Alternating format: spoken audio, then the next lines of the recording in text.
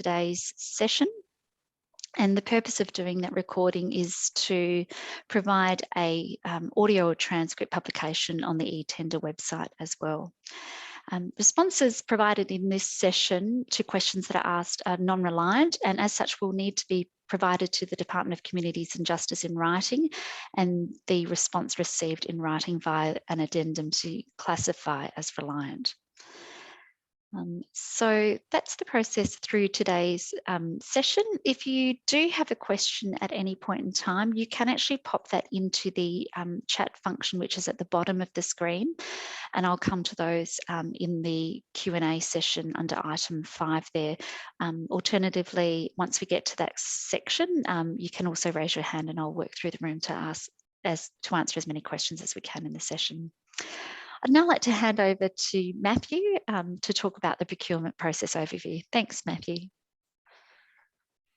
Thanks, Deborah, and thanks everyone for taking the time to join us today. For those who don't know me, again, my name is Matthew Sander and I'm the Core and Cluster Program Lead here at the Department of Communities and Justice.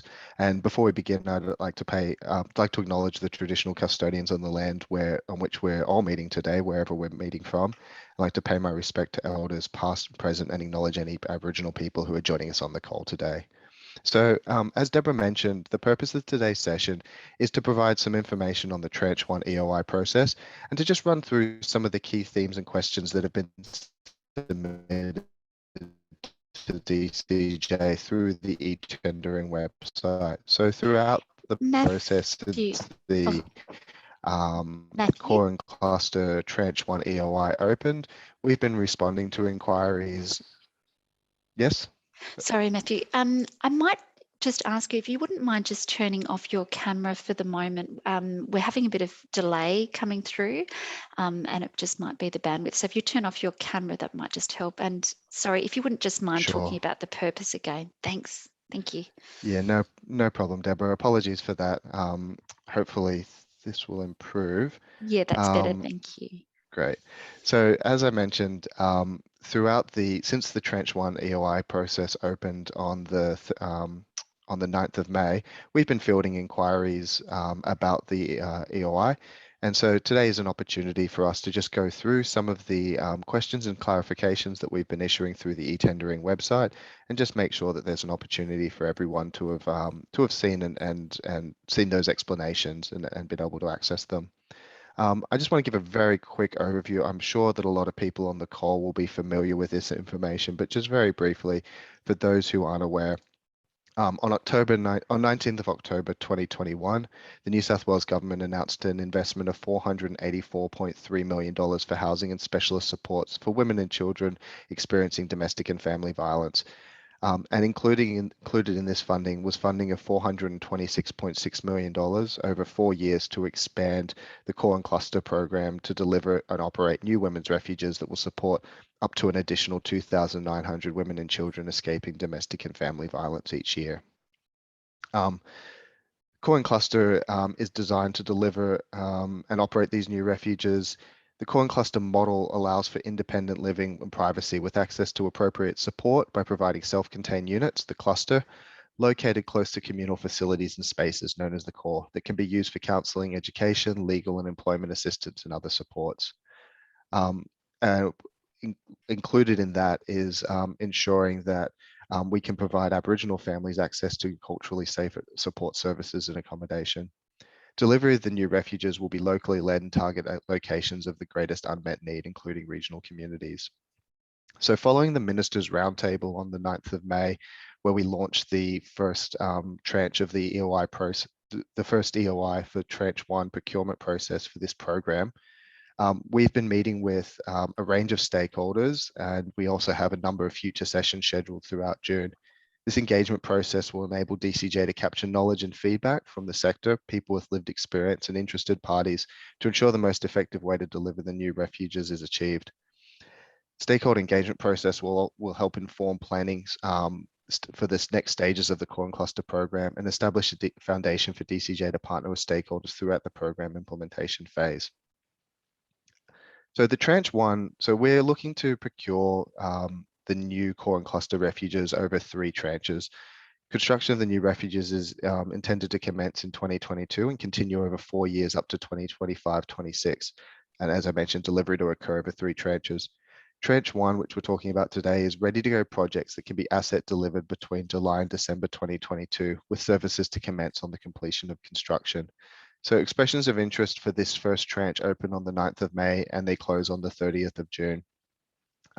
It's our intention that an expression of interest process will occur at the commencement of each of the 3 tranches to identify proposals and providers for the new assets and services.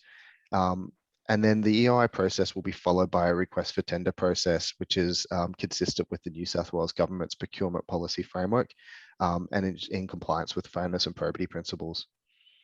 So for Tranche 1 EOI, ready-to-go projects must consider all 4 components of the core and cluster delivery model, including provision of land, delivery of the asset, ongoing maintenance of the asset, and provision of support services.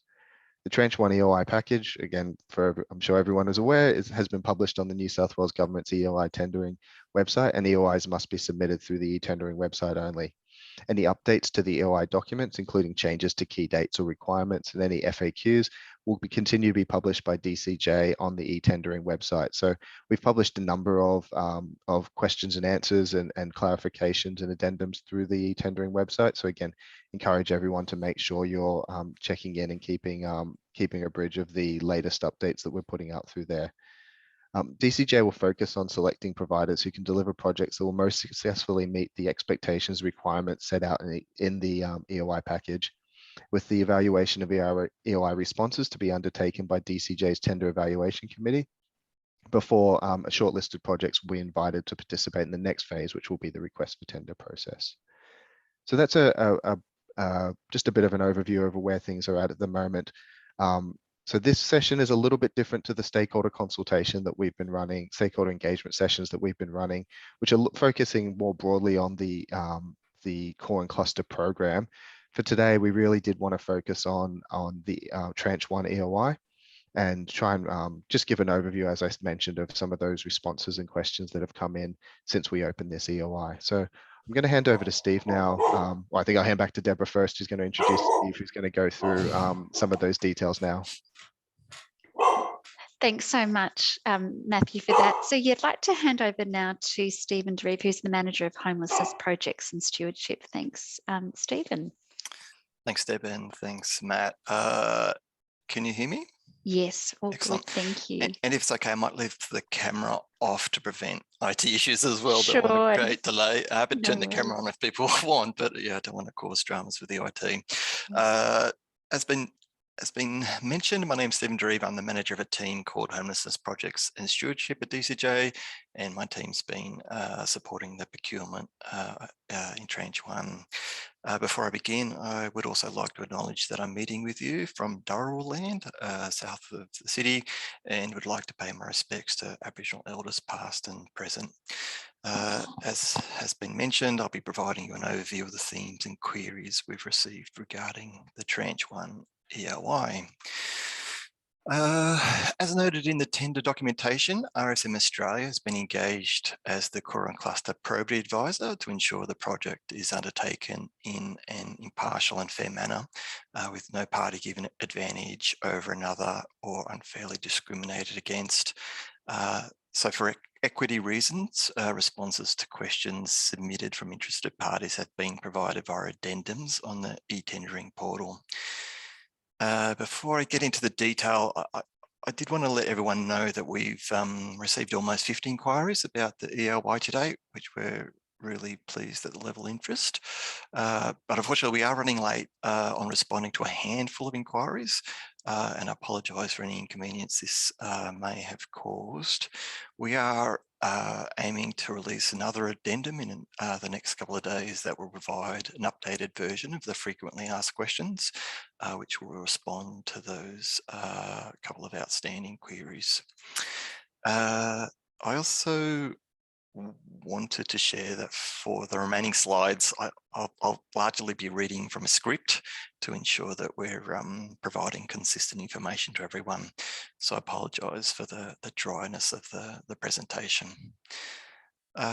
So refuge locations. The Tranche 1 EOI is open to respondents from all locations across New South Wales.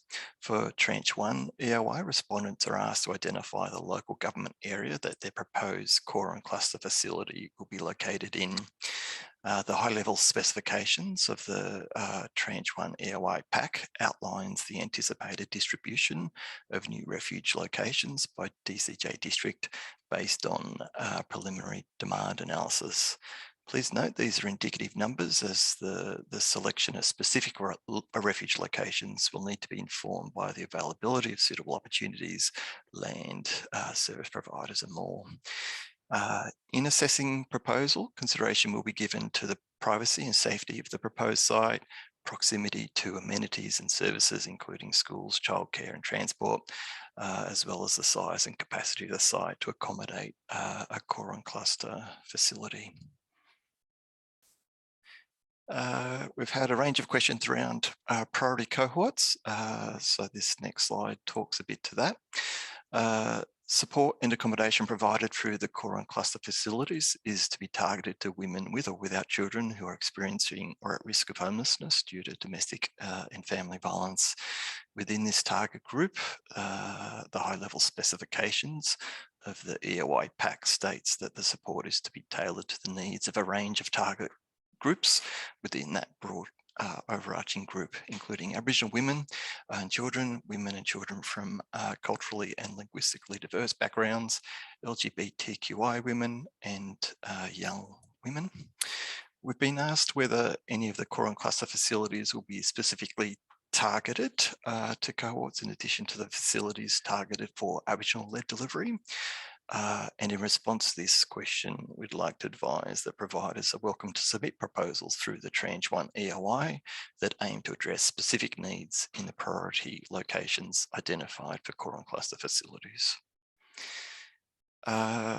With regard to Tier 3 CHPs, when the EOI pack was released, we received a bunch of feedback about the providers that were eligible to apply. In response to that feedback, Tier 3 CHPs have now been included as eligible to apply or participate in the Tranche 1 EOI. To participate, Tier 3 CHPs must have capacity or demonstrated experience of delivering a project of similar size and complexity to the project being proposed through the EOI application. This could include, for example, the delivery of a residential crisis accommodation or refuge facility. Information has been updated on the e-tendering site to reflect this change. And please note that amendments have been made to several of the docs within the EOI pack, including the introduction document, the application form, and the high-level specifications. Asset and operational readiness. To be eligible for the Tranche 1 EOI, capital works and activities to establish service delivery must be completed before December 2022, and the facility must be ready for services to commence from early 2023. This is essentially what we mean by ready to go. Prospective providers with core and cluster projects that can be operationalised in timeframes after that period or after December 2022, or that are unable to deliver all of the 4 delivery model components, are encouraged to participate in tranches 2 and 3. The 4 delivery models that Matt also mentioned include the provision of land, delivery of asset, maintenance of the asset, and provision of support services. I just wanted to mention we have received a number of queries where people have provided scenarios and asked whether those scenarios are eligible to participate. And we just, if a number of those scenarios have only included 1 or 2 of the 4 delivery model components, so we're really keen to stress, I suppose, the importance of the proposals, including all 4 delivery model components. We'd also like to reiterate that respondents can participate in more than 1 tranche and can submit more than 1 proposal in each tranche. Partnerships. Given the core and cluster project requires both an asset and service delivery component, consortia and partnership approaches between eligible organisations are more than welcome. For probity reasons, however, DCJ is unable to provide individualised advice or recommendations regarding potential partnerships, agreements or subcontracting arrangements. Purchase of land. As mentioned, applications need to include consideration of all 4 components of the delivery model, including provision of land. DCJ is seeking EOI proposals that secure access to land and maintain the land over an agreed period. We would like to clarify that DCJ does not foresee itself directly purchasing development sites as a part of the Tranche 1 process. Questions have been asked whether it's an expectation for core and cluster land to be purchased. In response to that, we wanted to clarify that the Tranche 1 EOI pack states that providers must have or gain access to the land for the core and cluster facilities, and we would be responsible for all aspects of design, planning, approval, construction, and asset delivery. Gaining access to the land may occur through purchase, a long-term lease, or any other arrangement that can satisfy DCJ. The provider has secure long-term access to the land. DCJ is open to considering a range of potential scenarios for establishing the asset component of the core and cluster facility. This includes assets owned by other government departments and local government, co-contribution from non-government or philanthropic organisations, and securing funding from alternate sources to purchase or secure the asset. When assessing EOI proposals, DCJ will consider value for money, and this will take into account additional investment brought by proposals from other levels of government, private sector, NGO sector, and again, philanthropic sources.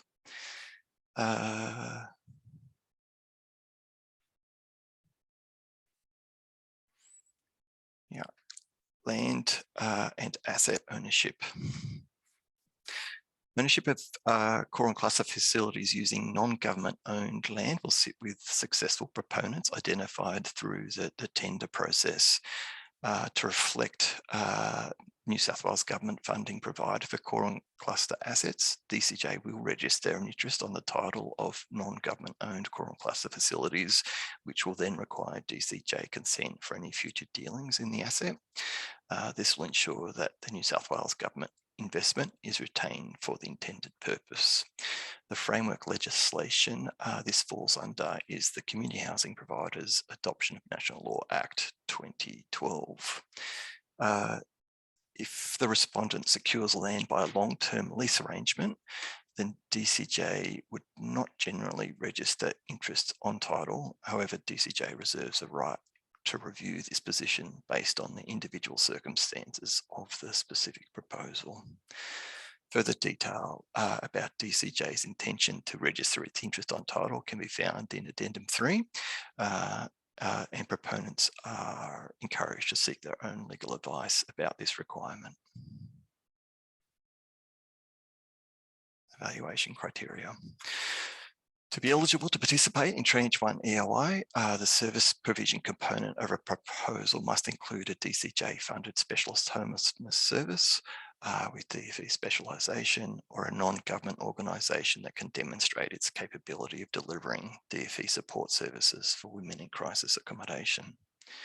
Respondents are asked to outline their expertise and demonstrated capability to provide crisis accommodation and DFE specialist support for women with or without children, including examples of previous experience. The EOI Tranche 1 pack outlines the service provision criteria DCJ will use to evaluate EOI proposals. This includes, but is not limited to, criteria relating to client outcomes, experience, and capability and project requirements. Funding. As Matt outlined, the New South Wales Government has committed $426.6 million over 4 years from 1 July 2022 to 30 June 2026 to establish and commence operation of new and refurbished core and cluster refuges for women escaping domestic and family violence. As stated in the EOI pack, we would like to reiterate that DCJ has not predetermined the number of core and cluster facilities to be established or the amount of funding to be allocated in Tranche 1.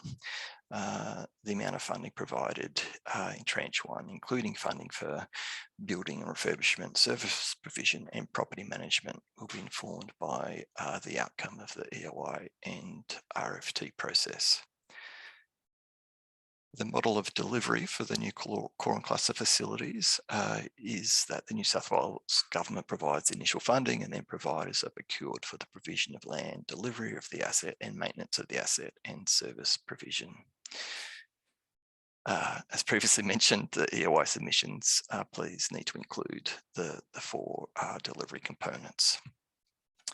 We have requested that respondents provide a 1-page budget in their submission, and we're asking that that budget include the following information: funding required from DCJ for land provision and asset delivery and anticipated expenditure, funding required from DCJ for delivery of support services and anticipated expenditure, and additional funding or in-kind resources secured to support the delivery and or operation of the facility.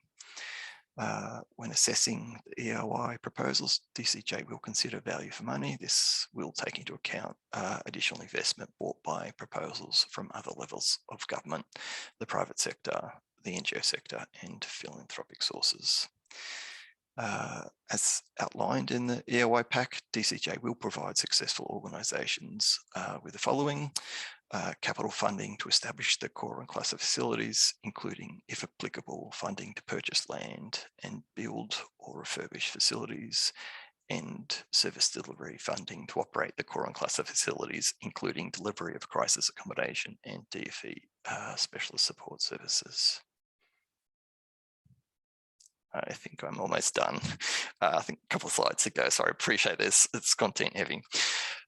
Relationship to SHS program and ongoing funding. So we've had a couple of questions about this as well. And we wanted to communicate that new women's refuges established through the Core and Cluster project will be integrated into the New South Wales Government's SHS program, the Specialist Homelessness Services program.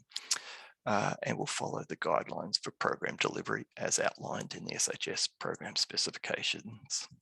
This is anticipated to occur from the commencement of service delivery of the core and cluster facility. The funding commitment that we've talked about, the 426 million, is in addition to, it's not tied to the current funding commitments provided through the Commonwealth State National Housing and Homelessness Agreement.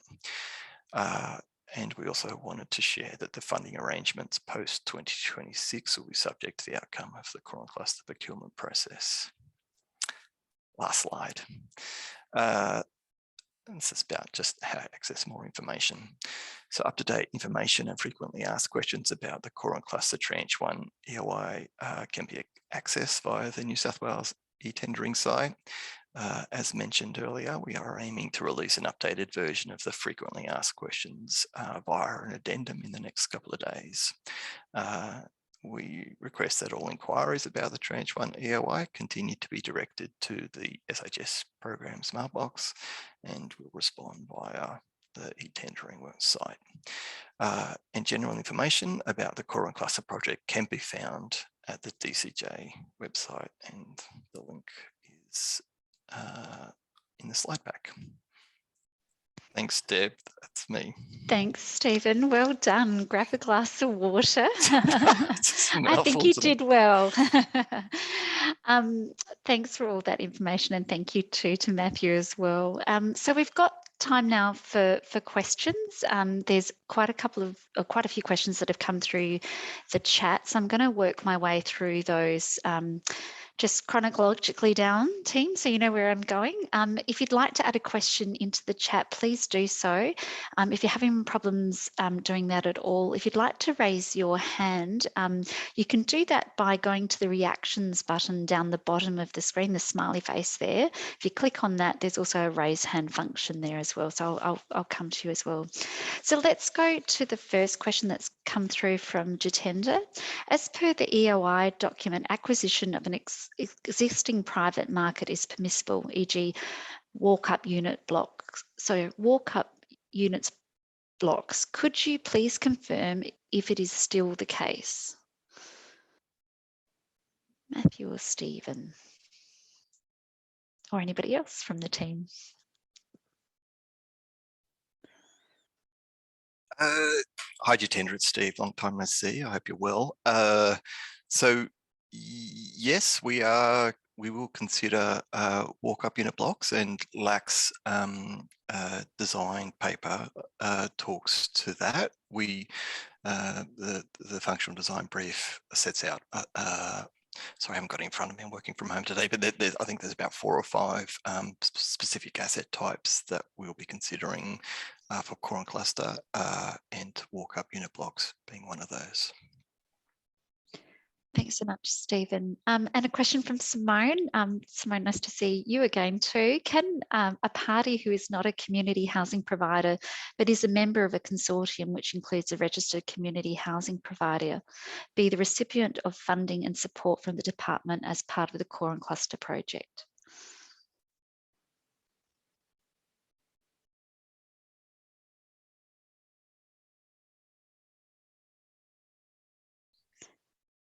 Anyone? If we not, Matthew, you're going to jump in there yet? I mean, I think that's been covered with the slide Steve mentioned around the inclusion of you know, the encourage, or that we would welcome consortium responses, but we can't comment on the actual, you know, contractual arrangements between how that consortium would specifically be formed. Simone, you had a follow-up? Yeah, go for it. Clarify that then, that the recipient of funds doesn't have to be a registered CHP.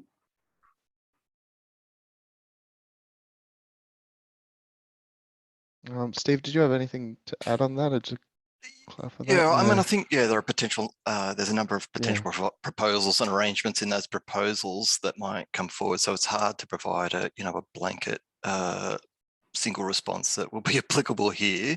I suppose I would like to say, and I think, you know, Michael August is probably better place to comment on this, but any sort of housing assistance funding that we allocate typically needs to go through a registered community housing provider, and that's based on the legislation that we referred to earlier. But yeah, as Matt has said, you know, we're anticipating a wide variety of proposals that will come through, and yeah, we'll need to consider the specifics of those proposals and how the funding flows as a result of those specifics. Thank you. Question again from Jitendra. Is there a maximum limit to capital grant funding for a project? Yeah, I think that's been covered in the presentation, that we don't have specific funding amounts for each facility, that it's obviously going to be determined by the proposals we receive, and we've asked for budgets to be outlined in the proposals that are submitted through the EOI process. And I might just go back to another question that came from Simone as well. What is a duly constituted, sorry, what is meant by duly constituted as a legal entity? Will a consortium agreement or a collaboration agreement be sufficient to satisfy the department, or must the consortium be incorporated or otherwise constituted in such a way as to have legal personality separate from the parties participating in the consortium? Steve, do you want to jump on that one? I think we've covered that in the presentation as well. Yeah, the EOI hasn't specifically, so I'm trying to scroll to that. Yeah, the EOI pack hasn't specifically set out what that expectation will be. I'd suggest if you want a specific answer to that, we can take it on notice, speak with our legal team and get your response to that, Simone. Okay, great. Thanks, Steve. I think that wording was taken from the EOI pack or the tender documentation, hence the question here. But I think I'll be assuming that some kind of agreement is what you're looking for rather than a newly constituted legal entity, given we partner pretty well already. Thanks. Yep. Thank you. Do potential sites require approved development applications, or can they be underway?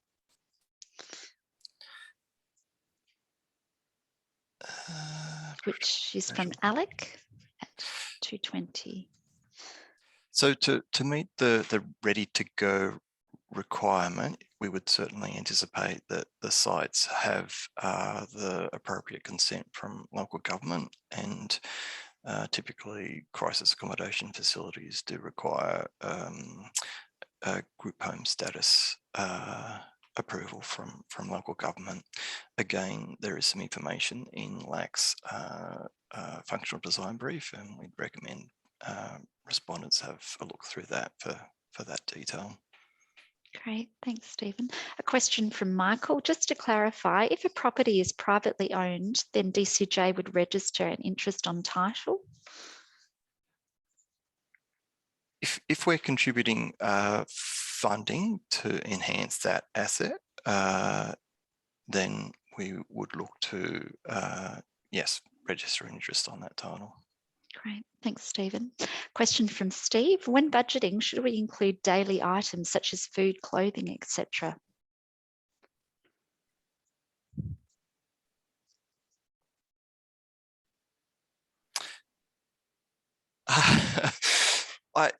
We're after essentially a one-page budget from people for the EOI. The RFT will certainly get into more detail about the specifics of budgets.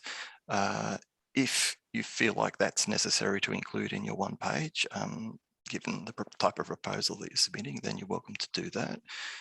But generally, we're after a high-level one-page document for the EOI process. Great, thank you. Another question from Jitendra. Given the service provisions will be required for the agreed period of 15 years, is the expectation to provide annual funding requirements for 15 years for both property management and service delivery provisions? Does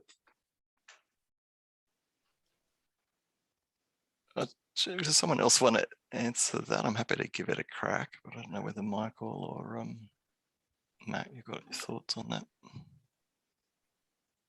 Can you hear me? Yes.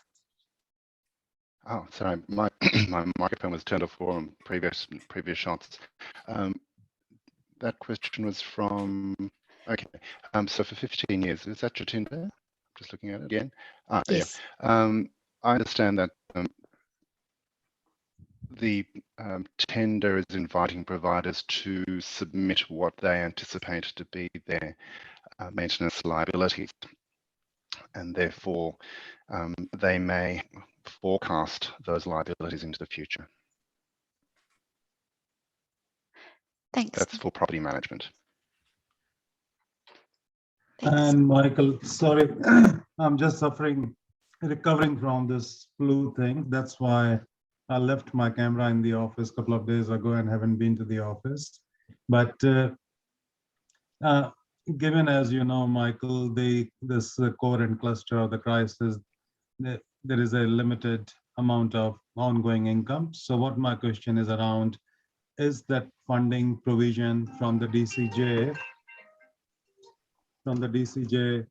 would be, can we apply for the 15 years worth of the property maintenance and the service delivery provisions as part of this grant funding? Is that part of the deal, or is there going to be any ongoing subsidy provided every year in addition to the capital grant, upfront grant for the purchase of the property or development of the property? Look, I might defer to Steve on that one, Jatinder. No worries. Yeah, I think it might be best to take that one on notice, Jatinder, and we'll come back to you.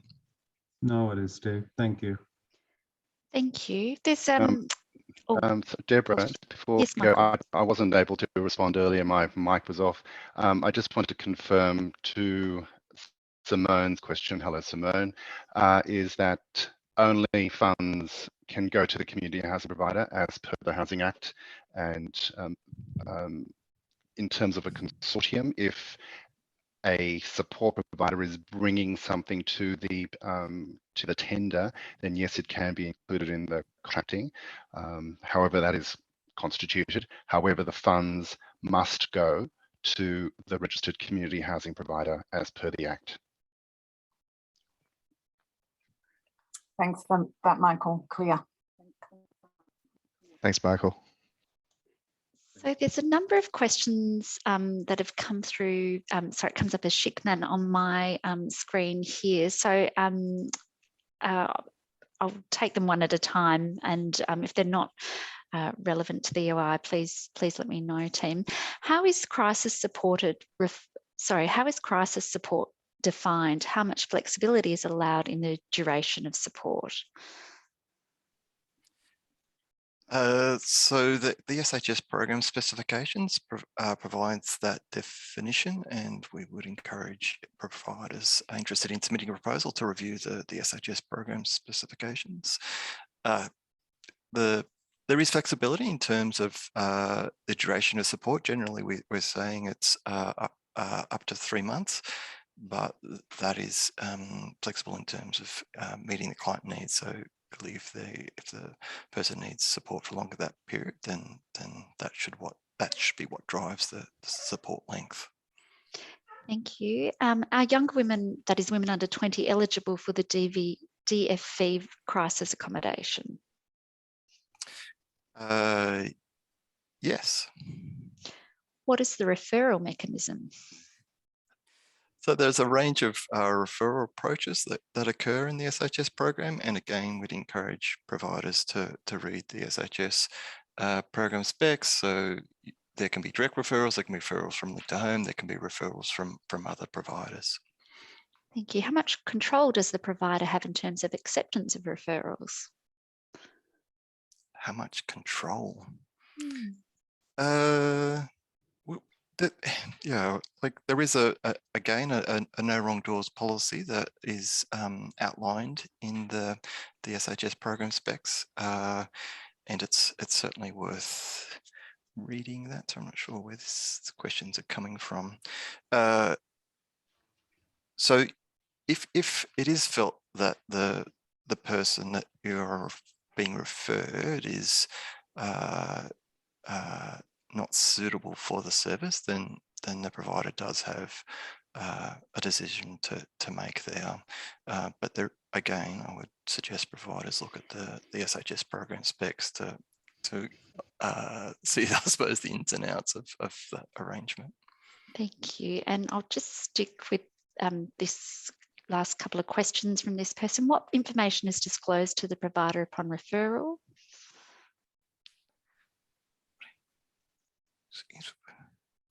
Information is disclosed to the provider. So there's an initial assessment that's done, and most providers at the moment most SHS providers, that is, work in a system called the Client Information Management System, and there's a suite of information in that initial assessment that you would have access to. Keeping in mind that not all providers use the Client Information Management System, but that's probably going down a rabbit hole to get into that. But essentially, it's that initial assessment information is what providers will receive on referral. Thanks, Stephen. What support is provided by DCG around transitioning resident from crisis support to longer term housing? Can I get this one, Steve? Sure. So as part of the funding package, there was $52.5 million, which was set aside for the delivery of 200 additional long-term properties around the state, as well as other general housing, and that's also been funded in different DCJ programs. Thank you. What is the provider payment structure and schedule?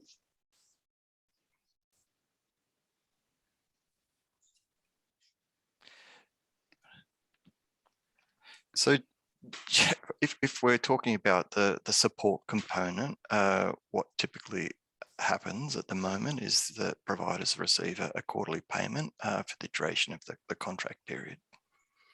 And will DCJ require any form of security over a provider's property? Yes, so if there is an investment being made in the property to enable the core cluster facility to occur, then we will be registering an interest on title as we've discussed. Thanks, Stephen and Michael, for answers to those questions. Question from Trish. Stephen, you've just said that DCJ will consider 4 or 5 unit types. Do we have access to what these considerations are? Hi, Trish. I've got to say, I'm not entirely sure where you're going. So if the in the LAX functional design brief, which is available, and I think we've included links to that in the EOI pack, it identifies that the property types that we're talking about for core and cluster, and they include sort of townhouses, villas, walk-up type arrangements. Is that what you're referring to, Trish? Yeah. Hey, Trish. Oh, hi, how are you going, Steve? Yeah, good. Yeah, I just heard you say it before, so I was just wondering, because I am getting a few questions about what types of properties would be. So that's all I'm asking. It wasn't a trick question, mate. Yeah, yes, it was difficult to understand where you're going. That's all. Yeah, so before the webinar's finished for you, okay? Because we love doing that sort of stuff. But no, that's fine, and that's in the design schedule document. Yeah. Yeah. Cool. No worries. Yep, that's cool. And Trish, just for your interest and anyone else's, Maria from our team has just put the link to the DCJ webpage for the core and cluster information. And if anyone wants to click on that link, you can also access a link to the Land and Housing Corporation's functional design brief through that webpage as well, as well as being in the tender information. Thanks, Matt. A question from Steve. Do you have any ideas on the requirement for accessible housing versus everyday housing? Can I get this one, blokes? Steve? As Matt just mentioned, there's the LAC functional design documentation, as well as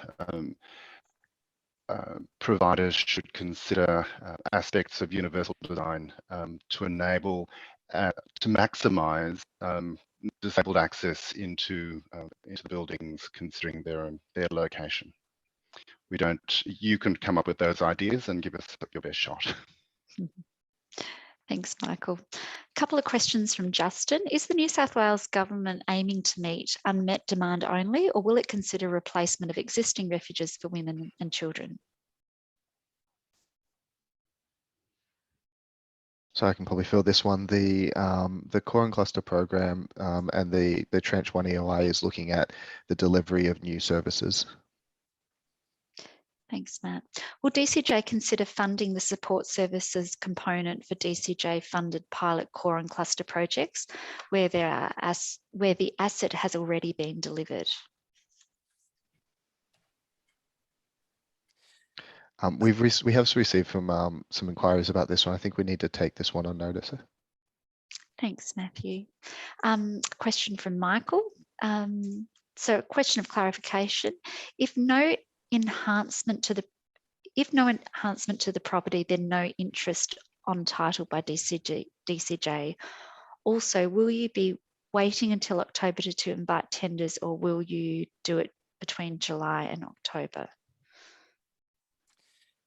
So we're intending to run the request for tender process from the end of July. That's our current timeframe. I would have to say that it's going to largely depend on the number of responses we receive through the EOI and the number that get shortlisted to go through to the RFT. But our anticipated start date for the RFT for Tranche 1 at this point is sort of that end of July period. Thanks, Stephen. And a question from Sid. If the building and land components have already been provided through private philanthropic means, can an application seek only the SHS funding component in an application? Oh, sorry, Sam. I've just read your question, Sid. Sorry. suggesting to disregard the question. It's already been asked and answered. It's the same as Justin's. So apologies. So that's all the questions that have come through in the chat. Can I just check in with anybody if they've got any questions they'd like to ask into the room, or please feel free to type into the chat if you'd like to.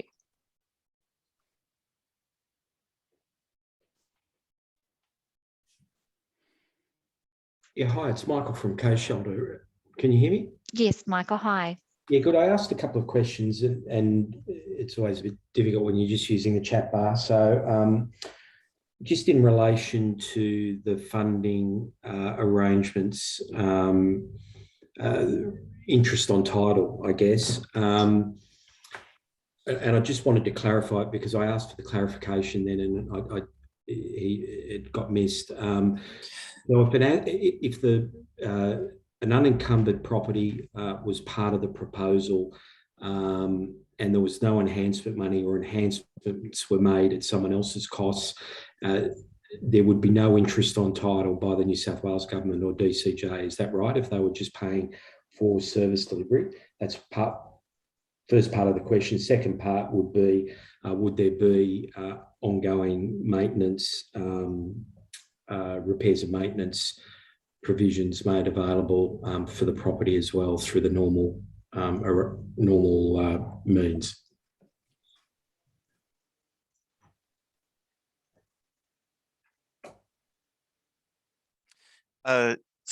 So I would say yes to the first part of that comment, Michael. So if there's no actual asset funding being provided by DCJ or New South Wales government, then I'm not entirely sure what we would put, what we would register on the title if there's no actual investment.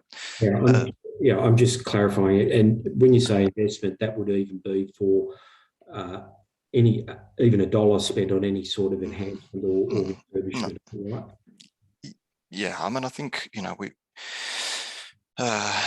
it would need to be reasonable. If there was an interest placed on a title, then our investment would need to be at a reasonable level to do that. Yeah, if it was just $1 or you know, a nominal amount, then I don't think people, the DCJ would be would require interest being put on the title.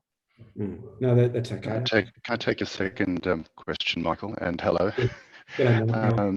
Regarding maintenance, it also goes to the response to Jatinda, which is that we're taking that on notice and to be able to provide you with a more clearer response. Great, thanks for that. No, that's fine. I was just wondering whether that would be through, you know, the outsourced maintenance arrangements or something similar. Mm-hmm. Yep. Thanks for the questions, Michael. Another question from Simone. Can funds received from the department as part of the Core and Cluster project be used to pay a loan for the purchase of real estate?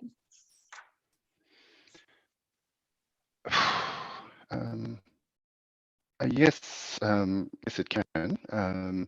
DCJ will have its interest on title and would be the first cab off the rank if thing happened to the property or if the property needed to be dealt with. Noting that the property doesn't have an income, it's up to the provider to determine how it would fund the remainder. I anticipate, and this is just my view, and Steve and Matt can give their opinion, DCJ would purchase a property outright, or whether it would make a contribution as it does with other programs in the vicinity of 20 or 30% in some instances in different programs we've discussed, where the provider has the bulk and DCJ has an interest across the total program. I hope that answers your question, Simone. Thanks, Michael. Another question from Sid. When would DCJ be advising on funding SHS services only, i.e. in time for the Tranche 1 application, or unknown at this stage? We'll look to get a response to the question we took on notice prior to the closure of the EOI. There is I can't remember the exact date, there is a fixed date for the issuing of addendums that happens it's a few days at least before the EOI closes. I can't remember the exact date, but we'd get that issued before that closing date. Great. Thank you, Matthew. And another question here, can you give us an idea of the level of investment that would trigger registration of interest in title? No. That is the simple answer, but the longer answer is that to refer back to Steve's earlier point, which is it is on a by case basis. And so in terms of the scale, if it was a $5 million or a $10 million acquisition, we definitely want to be in the room. However, if it was a 1,000, we may not want to be anywhere near that and have some other mechanism to reflect DCJ involvement in the project. So that's the broadness of it. We can't provide you with any more detail about what level of investment would trigger registration. Thanks, Michael. So that's all of the questions that have come through in the chat. Just wanted to check in with everybody again if there's any last final questions that anybody had at all. Please feel free just to jump in.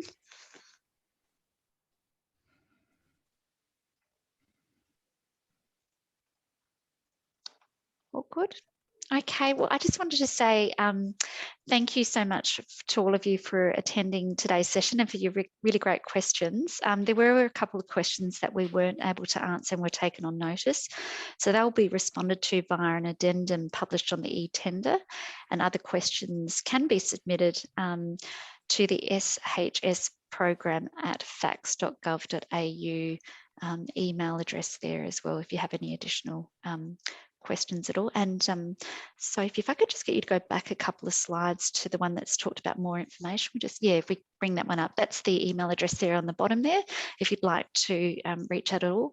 And again, further information about the Core and Cluster project can be found on the DCJ website. And indeed, Maria actually posted the link in the chat as well. That was at 2:28. If you wanted to flick up in the chat conversation there, that's a link to the web page directly there. A big thank you to Stephen and to Matthew for the presentations, and to Michael as well for jumping in to help respond to the questions, and to the whole of the DCJ team in terms of preparing for today. And thanks everybody for your interest in today, and best of luck with your expressions of interest. Have a great afternoon. Thanks everybody. Thank you, Deb, and thank you everyone for taking the time to attend today and for your interest in this program. Thanks all. Thanks for your time. Bye. Bye. Thanks, see you.